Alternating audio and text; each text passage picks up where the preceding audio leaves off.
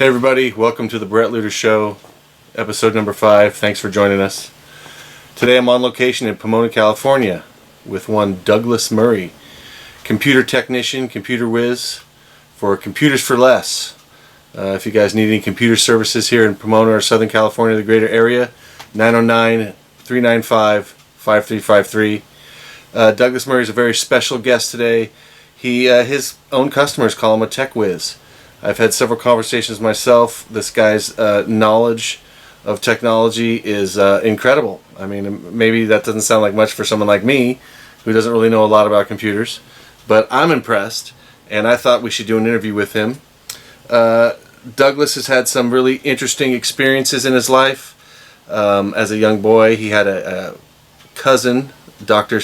Bruce C. Murray, who was a professor emeritus at Caltech, later director at JPL in the 70s, and even worked for NASA on the shuttle program. And old teenager, young adult, Douglas Murray got to run around Caltech talking to some pretty big brains. Even got to tour around JPL a little bit, even though there's some restricted areas. And he's a contactee. So between those experiences and his ongoing activity with some group of aliens, we're going to find out about that, he has turned into a really special kind of a tech person. So I'm pleased to bring to the show Douglas Murray. Hello. Mr. Murray, how are you doing? I'm doing well. How are you doing, Bret? I'm doing wonderful. Thank you for having me into your home. Pomona, California is a bit different of a setting for me. I'm from Northern California in Chico, in Paradise, that area. I bet there's more people on this block than all of Chico put together. I'd hazard a guess that you're absolutely right. Yeah, so it's a little bit different for me down here. It's a nice place to visit. I wouldn't want to be here. I'm not sure how you do it, but apparently you do lots of work for a wide variety of people, including maybe some stars out there. That is true. Some really high-end clients. Very much so. But your clients, a wide range of incomes and types of people. Definitely. Many of them claim that you are the man. You are the tech whiz, the tech genius. How did that come to be? I have, in my electronics and computer career, specialized in doing what I call the impossible, which is to say when people have gone to, let's say, Microsoft or the manufacturer of their equipment in search of tech support, and they've been told that whatever it is they want to do can't be done, I appreciate when they come to me because I like solving puzzles and I like helping people. I have come up with problems with Apple computers that Apple wouldn't help people with that I was able to solve. That was for a recording studio. And other equipment, a lot of Windows, of course, a lot of Windows things. But basically problems that seem to be unsolvable, or maybe their tech support department just didn't want to do it. I have no idea. But I like helping people, so I will go through and research things to a ridiculous degree until I find the answer to the problem. Very interesting. You know, in Southern California, talent is on every corner. Yes. Okay. So, good point there. I have had people in the TV and radio industry come out to my little house here in Pomona, bypassing, no doubt, hundreds, if not 1,000 technicians between here and LA. It's about 25 miles away, based on referrals from their friends. So apparently, I guess I do something that other technicians don't. They think so. Okay. Can you just give us a quick example? Things like data that was missing, programs that won't work, or especially systems that have been deemed obsolete and they've been told to just get a new one. Problem is, when you've got a business or a scientific company and they have data that has to be accessed on their existing old system, they don't have the option to just go down and get a Windows 10 or Windows 11 new system. They care about their data. The machine, they really could care less. They need their data and their program to be working. And that's where I take over, because a lot of these companies, they just want to sell you the latest unit. They don't care what you're going to do with it. I care what they're doing about it. I don't care about what machine it is. I just am there to make it work. Okay, so no judgments. If I would have to guess, then you are being creative with your solutions in ways that the companies that make the products aren't even supporting. Okay, I'll give you one example. Okay. There was a local pizza restaurant up here in Rancho Cucamonga They had a system that looked to have been from at least the 90s, possibly earlier, but let's just say the 90s.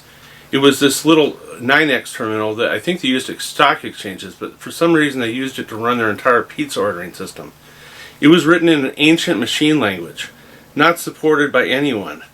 I had to learn ancient machine language in order to reprogram it to get the restaurant running.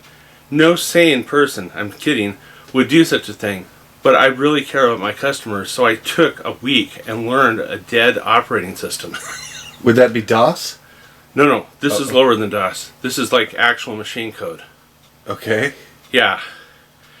And yes, I did finally find some repositories of the original code, but then I had to take a modern laptop and interface it to a machine that was never meant to be interfaced with like anything external to itself, not with modern technology, and actually built an interface so they could talk to each other, such that I could reload their systems with a dead language. Okay. So, yeah, I do things that sounds impressive, even to a non-techie person. Yes. So before we get into how you got to be so creative with that, let's go back to Caltech. Yes. Your cousin Bruce C. Murray, Dr. Bruce C. Murray, Professor Emeritus at Caltech. Right. Because everyone knows him.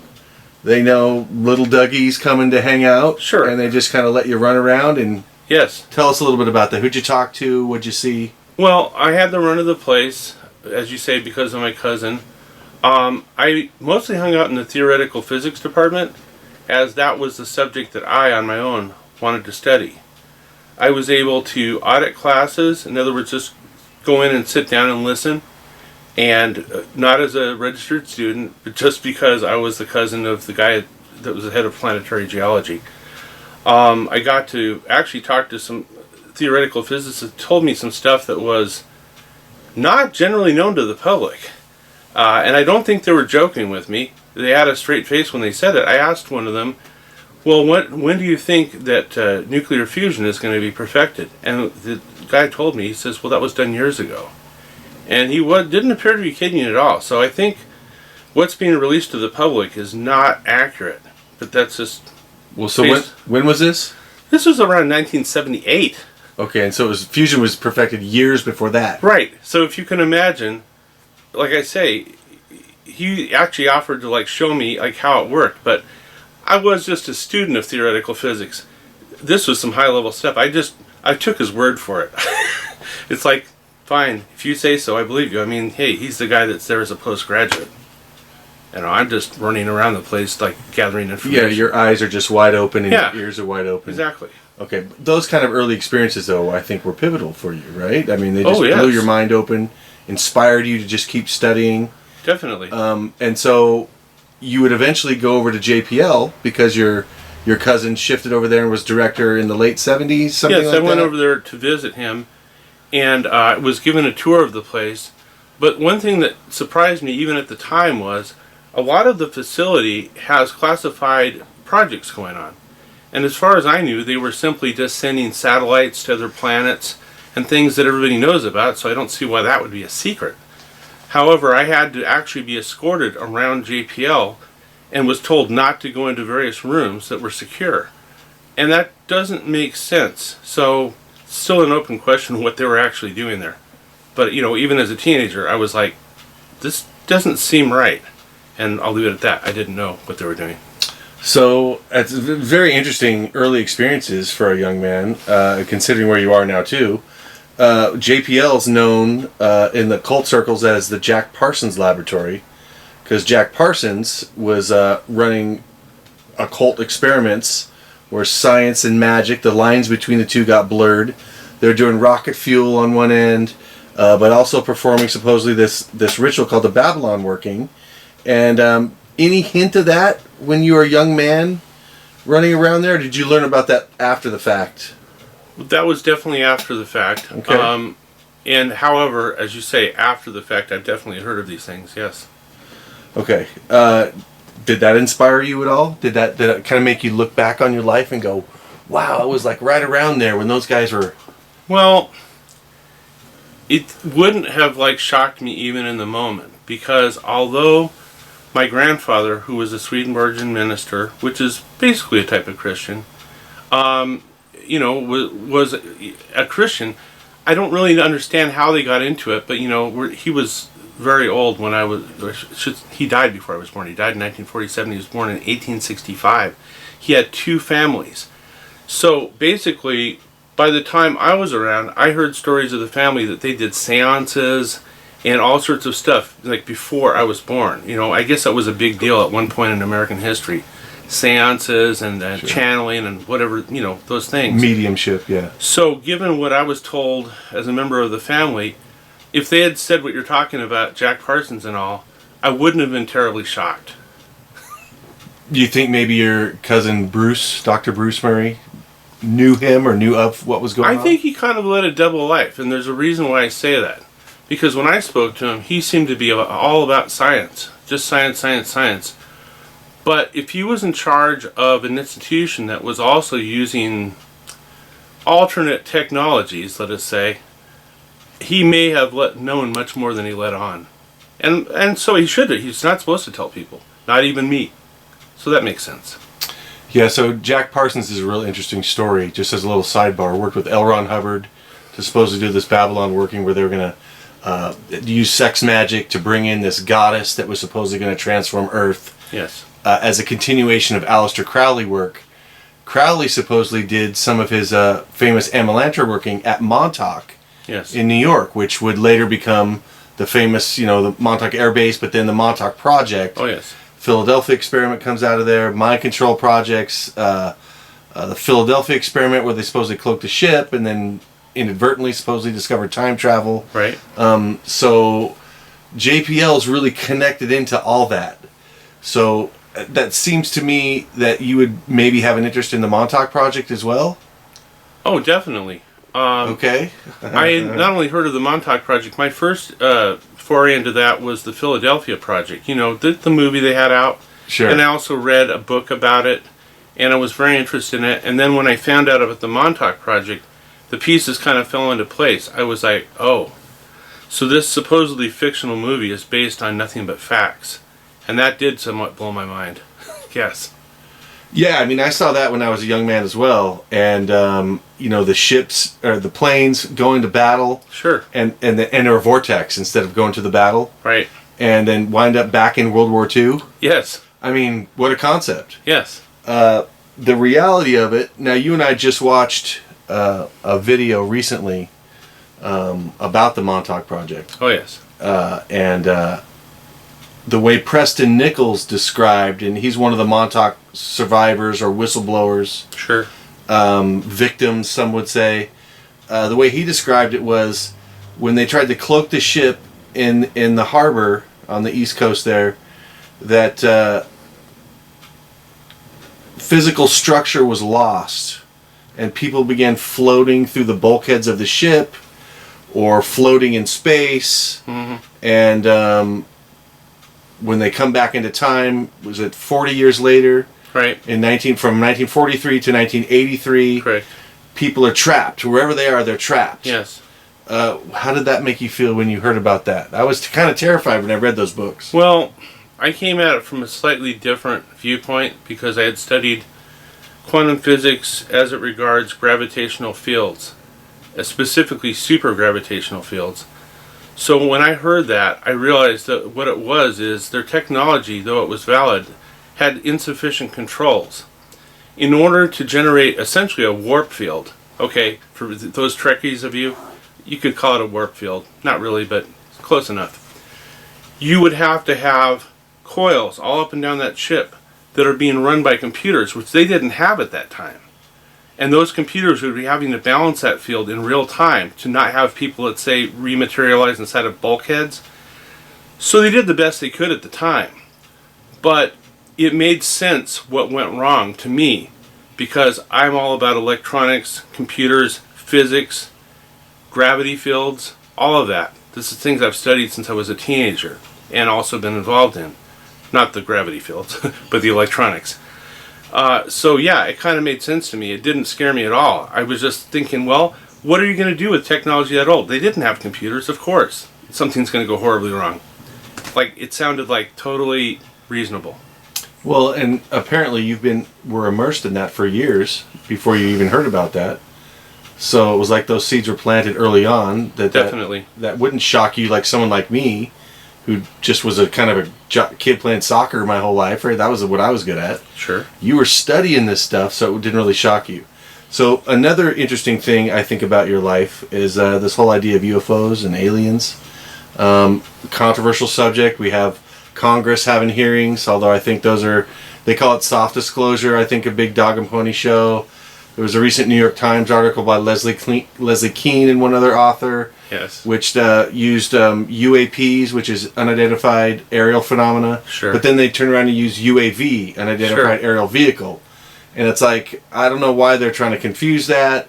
They're saying they only could talk about, in that article, only one of like 144,000 or something cases. They could only describe one of them.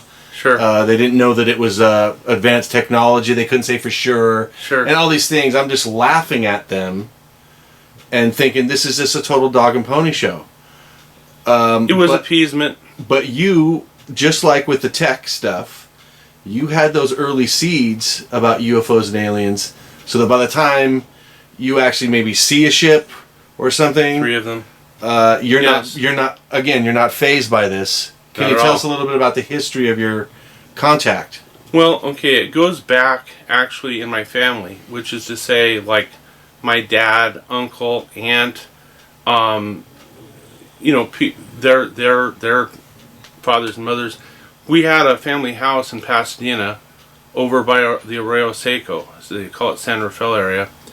And when they first had that house, which was I want to say around the 1930s. San Rafael, you're talking San Francisco Bay Area. San Rafael down here. There's an area, San Rafael Estates. Okay. And there's a neighborhood just like a mile from there, which is where we were. Down in Southern California. Cheviotdale Hills, or literally it was on Cheviotdale. So I was told when I was a kid that basically a cigar-shaped UFO had come down right next door to the house. Everyone, and it was a large family in there, my family, this is before I was born, had gone out on the porch and had watched this thing come down, had watched some creatures get out, and they're all witnessing this together, and then they lose like an hour. Okay, nobody knew about missing time at that time, but obviously from now we go, oh yeah, missing time. This is in the 30s. Yeah, this would have been probably, boy, I wish they were alive so I could ask the exact thing, but just say 1940. Okay. Just to kind of ground us about. So that brings it into the World War II realm. Yeah.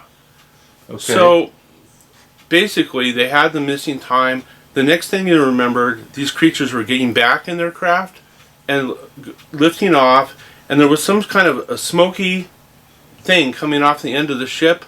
The way it was described to me, almost like exhaust. Who knows what it was? It could have been something electrical. But they all witnessed this together, and so that story was passed on to me. Myself, personally, when I was a kid living at that same house, I was found one night in the front yard, jumping up and down. We're talking like a 6 years old or something, right? Very small. And I'm pointing up and saying they left me, right? And I was upset. And I remember this actually too.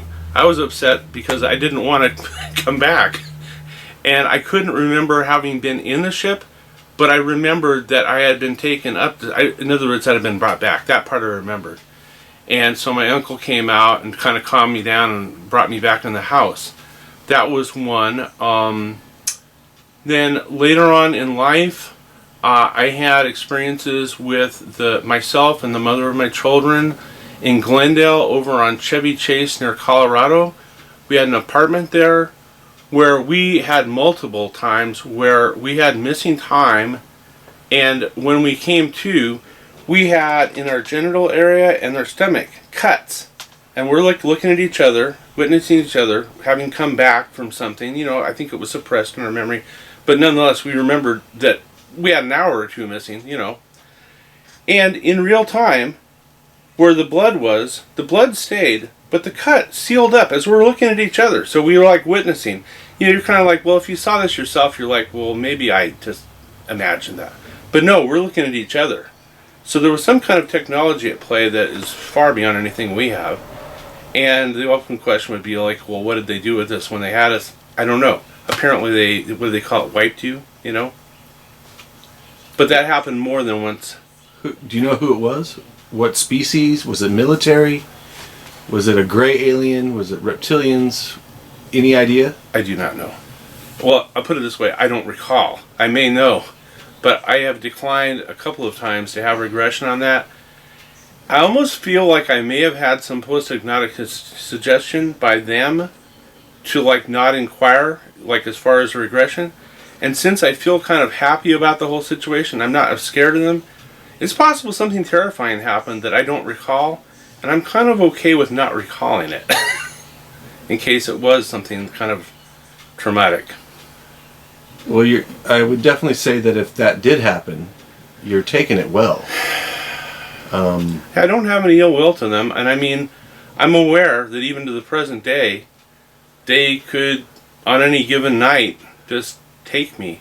And because of the type of work I do, where I'm basically working by myself, if I lose an hour, yeah, I'll see it on the clock, but it's not going to bother anybody else, because I work on my own schedule. I'm repairing computers off-site and on my own schedule. So if I lose an hour, whatever, probably it's convenient for them, since nobody would really question me being gone for an hour, because I'm in here alone, working in my laboratory. Okay. So, also when you're young, you told me in our prior conversation, and you kind of alluded to this before, talking about the cigar-shaped craft incident that was passed down to you. Yes. Your family knew that activity with their family was going on. It was ongoing. And what did your dad tell you something? My dad told me around the same age that he and I specifically, I don't know if this is the rest of the family, but he told me specifically that we were under observation from these creatures. Okay? He didn't use the word creature, but I'm just to explain. And that I would be for the rest of my life. And basically he just said it would be just like always. So I just, this is my dad. Is my dad going to lie to me? So I just said, okay. Like, I was calm about it. Just like, in fact, I don't think I even thought it was out of the ordinary. It's just like something he told me. He's giving me an instruction about it. Yeah, well, it seems to me, correct me if I'm wrong, that possibly these ETs, if they're monitoring you through your whole life, had set up some of these early experiences for you so that you wouldn't be too blown away or too shocked, that you could actually handle the experiences when they actually happened. So what else happened through JPL that helped to expand your mind? Through Jet Propulsion Laboratory? Yep. Well, Jet Propulsion Laboratory, like I say, the side I saw of it was just the conventional, which is, tracking satellites and, okay, yeah, sorry. He just gave me a little note about something that we'd spoken about earlier. It wasn't specifically at JPL. However, I did have access to a doctor that saw a lot of people there at JPL. And I had gone to Caltech and gone to their computer, which at that time you had to actually use a terminal. I mean, we're talking early technology. So it had links to the National Institute of Health. And I was able to do research on a particular substance, which is called hydrogen. Hydrogen is a chemical which was created by the Sandoz Laboratory company, pharmaceutical. It was a subsequent drug that came after LSD. LSD was designed by them, however, it was somewhat unpredictable in its action. So they continued to research on different variants, and they came up with hydrogen. What hydrogen does specifically is it stimulates the growth of dendrites in the brain, also brain activity, and in my case, a lot of creativity and invention. I got a prescription from this doctor who was a JPL physician. In other words, he saw people at JPL. I went to him because he would understand the research I was doing at Caltech, because the regular doctor might not have understood what I was up to. So he gave me a prescription for a very large quantity of this hydrogen. And I was taking about 9 milligrams a day, which by today's dose level, because they now use it for the elderly to bring back their brain function, but I was in my 20s. So this was just purely to see how far I could push my brain, because I had read about it in Life Extension, the book by Dirk Pearson and Sandy Shaw. Okay, so I was taking 9 milligrams a day, and at that point, I was working in an electronic supply place. I was getting inventions coming through to me like constantly every day. I would sometimes see completed machines hovering in air, like an imagination, but nonetheless hovering out there in their completed state, rotating like we'd have like on a computer screen now, but this is happening in my head. And kind of rotating to show me how they work. So I wasn't inventing these so much as I was receiving them, almost like a radio receiver. I don't know from where they came, but I would write down those that I could. I would just make sketches and such. One day I was in a Safeway grocery store and literally saw a three-dimensional television. It was made out of liquid crystal, and it was more or less cube-shaped. And I saw how it worked, all of the circuits that made it work, hovering in front of me. So I'm sure to anybody standing there in the store, they would have wondered why this guy is just staring into space. But I was seeing something that I was trying to take notes on. And this happened to me a lot during the 2 years that I took what I call super LSD, because it was based on LSD, but a little more controlled and refined version that they had come up after the original LSD. So hydrogene? Hydrogene. Not hydrogen. Hydrogene. Some people say what you just said, the other pronunciation, but basically it is based on an ergot alkaloid and a specific combination of subtypes which they found in clinical trials to have certain beneficial effects.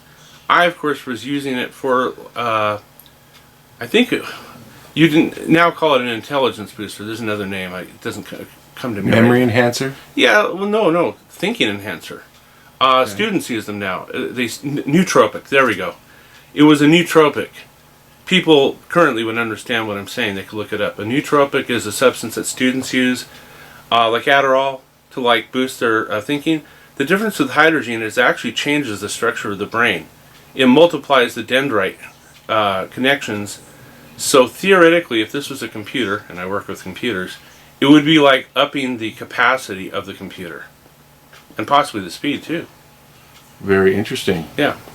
That I get the impression that kind of blew your circuits open. Yes. That would be putting it mildly. Did that play into alien contact at all? Did that make contact easier? Well, okay. Did that lead to your attitude, your easygoing attitude? Because there's a lot of contactees out there that, especially when they get regressed, yes, are terrified by some of the things they remember. For whatever reason, whether it's some kind of post-hypnotic suggestion or it's just as you say that I was groomed by them over time, I don't have any fear of them at all. Like, if they showed up right now, I'd just give them a chair and say, have a seat. Like, it wouldn't faze me in the least. I'd want to take a picture, don't mind, of course. I'd be very excited, but I wouldn't be scared of them. Very interesting. Yeah. Okay. I mean, I've had some of my own experiences driving out alone in Northern California. Yes. And then I realize I'm seeing something, and I realize I'm alone, and I'm like, well, I get a little scared. I don't want to get abducted, so I get in my car and start driving back towards the city or back to my house or something, right? Yeah. Not that would make a difference necessarily if they really wanted to take me. I must be wired upside down because I'd be like, cool. Okay. So a lot of talk about good or bad aliens. You don't seem to be... there's bad aliens for sure. But you don't seem to be worried about them. You're really... I mean, I really appreciate that attitude. I don't know if I just had no contact with them. I think that's the case because I feel that even if they try to suppress my memory, if I had been involved with the reptilians, I think at some level I would have some fear about it, even if I couldn't remember the exact what happened. I don't think I dealt with them, or if I did, they're really good at wiping it. Okay, so in your guesstimate, then you're not dealing with the reptilians. My best guess, just based on my attitude, in fact, about the subject, is no. Because the reptilians are a hate-based, very low-level, emotional scale creatures, and I'm pretty sure anybody that ran into them would have fear at a very basic level of them, even if it was suppressed. That seems to be the common description. David Icke or John Rhodes or Stuart Swerdlow, for example, would talk about if you project love to them, they don't know how to handle that. Yeah. So love is actually a weapon in that situation. Yeah, they're just going to hear blah, blah, blah. It doesn't even register. I mean, love is a weapon, yes. Things that are weapons, fear, punishment, pain, this is the stuff they deal with. And so altruistic love is not going to really impress them. Like, as in, I don't know if they'd even understand it. Right. I remember when I was a kid, we'd go camping, and my family and other families would get together, and we'd always go get some literature. And by literature, I mean the National Enquirer, or the U.S. News World Report, or the Star. Yeah. I'd get Mad Magazine or Cracked Magazine, or something that would just keep us busy in between boating and riding our bikes around or whatever. And I remember an old story in the National Enquirer about like a 9-foot reptilian that had a giant phallus. Yes. And the women were raving about how this thing would come and have sex with them at night. And that they were just purely sexually charged. Not love-based necessarily. Right. But pure. Just the most lowly quality of the subject. Yeah.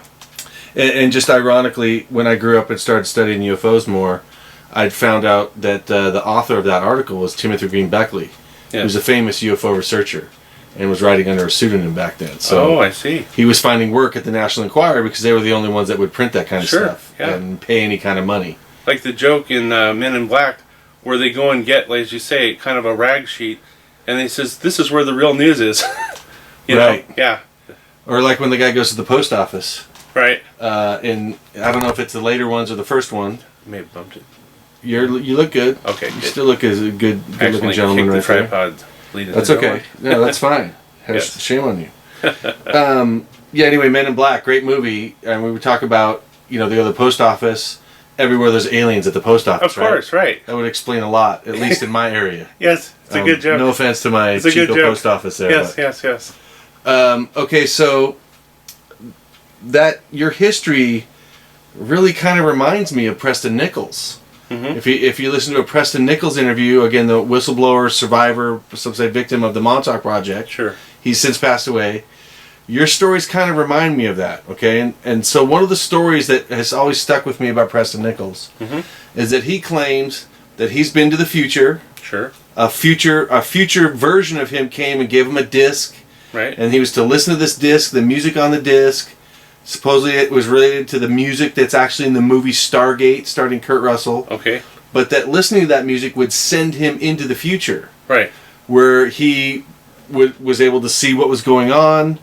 It brings up this whole subject about different timelines, especially when he talks about some scientific calamity that our government, or maybe world's governments, were collaborating on, that went astray, that maybe destroyed part or all of the Earth. Yes. And so that made them have to come back in time, change a timeline, redo stuff, and try it again. Yes. And that maybe that has happened multiple times. Right.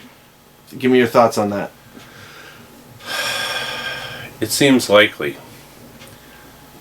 Why do you say that?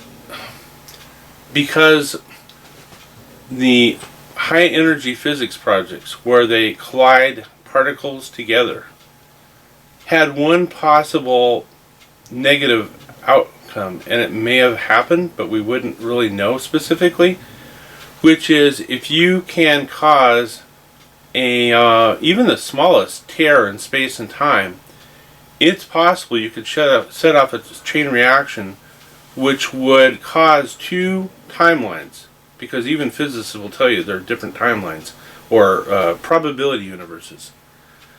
You could cause a rip between two that would cause a collapse of two timelines and an interpolation of data, which would cause some people to remember one timeline and other people to remember a different timeline, thereby causing a lot of problems if they try to remember old stuff and they can't even agree, let's say, as they talk about the spelling of things, or when certain people died, like says, well, you remember when so-and-so died in 1966? They're like, no, I remember he died in 1975. Well, they're both right in that case. And I think, based on things I've read, it's possible that they may have goofed around with their timeline too much.